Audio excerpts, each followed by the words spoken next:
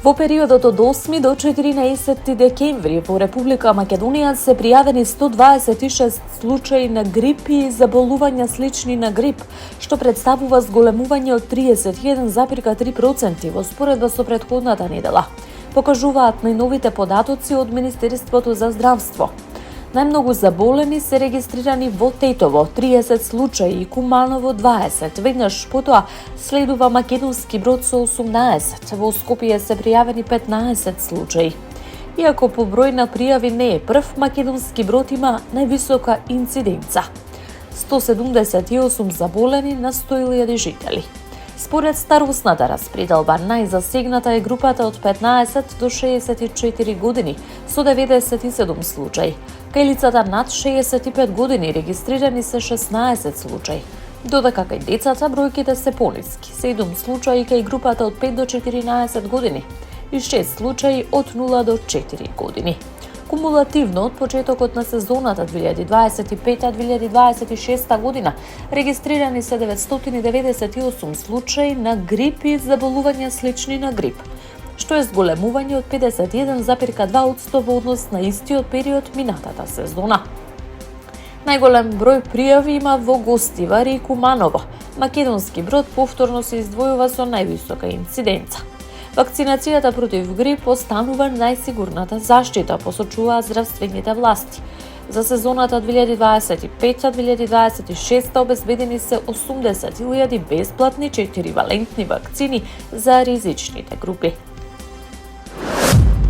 Министерството за внатрешни работи апелира да се почитуваат сообраќајните правила и да не се употребува пиротехника во пресрет на новогодишните празници. Оттаму упатуваат апел до сите учесници во сообраќајот во услови на намалена видливост да бидат крајно внимателни при управување на возилото. Воедно во овој период на предновогодишни забави и семени веселби да не седнуваат задволано доколку претходно конзумирале алкохол. На територија на СВР Скопје во периодот од 15 до 20 декември констатирани се 53 сообраќајни неисходи. Сообраќајните контроли продолжуваат со засилен интензитет.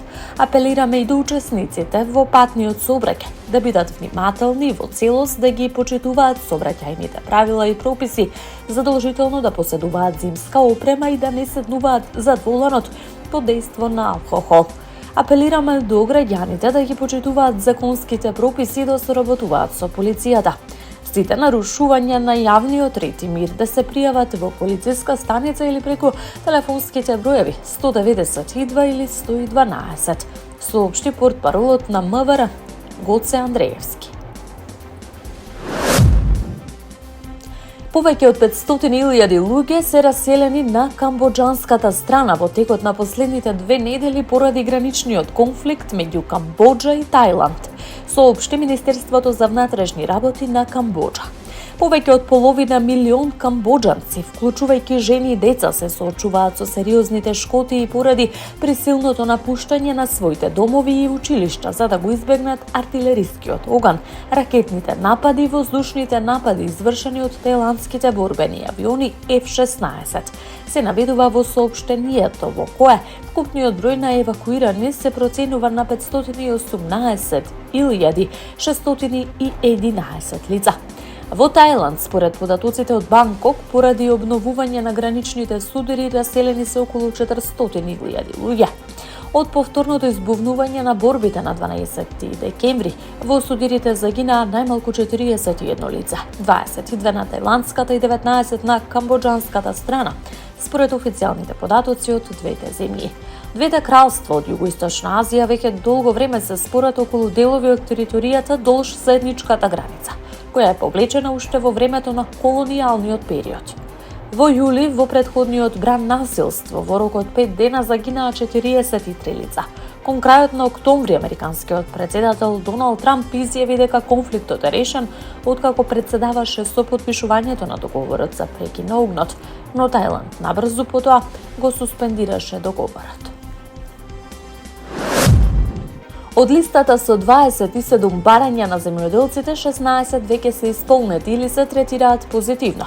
4 се во фаза на обработка или дискусија со цел да се најде решение. Само 7 не можат да се решат или затоа што се во спротивност со основните европски правила и функционирањето на заедничката земјоделска политика или затоа што се финансиски неизводливи, напиша на Facebook грчкиот премиер Кириакос Мицотакис и уште еднаш посочи дека се отворени за диалог.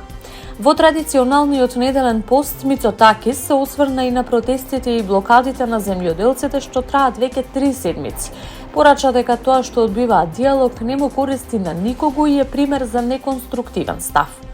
Ако земјоделците од блокадите одбиваат да ја слушнат владата, нека ги слушнат хотелиерите, угостителите, стопанските комори од нивната област, нивните пријатели и роднини кои сакаат да патуваат и да ги посетат за празниците. Но нека размислат и за нашата татковина и незината меѓународна трговија и економска активност, врз кој нивните протести влијаат негативно, секако без никакво позитивно влијание врз нивните барања, напиша Мицотакис. Земјоделците кои протестираат од 30 ноември со поставени над 60 блокади низ цела Грција. Не се откажуваат од нивните барања во текот на следните денови, велат, ќе одржат нови состаноци за да ги одредат нивните следни чекори.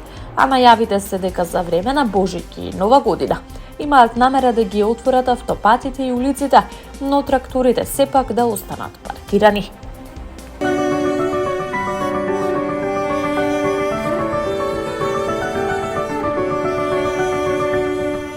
Времето денеска променливо облачно со кратки сончеви периоди. Поодделни котлини има појава на магла. Ке дува слаб ветер од југоисточен правец. Во Скопје е променливо облачно и тивко со појава на магла. Преку денот ќе се задржи стабилно време. Поодделни котлини има појава на магла и зголемена облачност. Кон крајот на денот и во следните денови под влијание на серија влажни воздушни бранови ќе има повремени локални врнежи од дожд, наместа пообилни. Поради испуштање на постуден воздух од север на планините и на некои од повисоките места, врнежите ќе преминуваат во снег.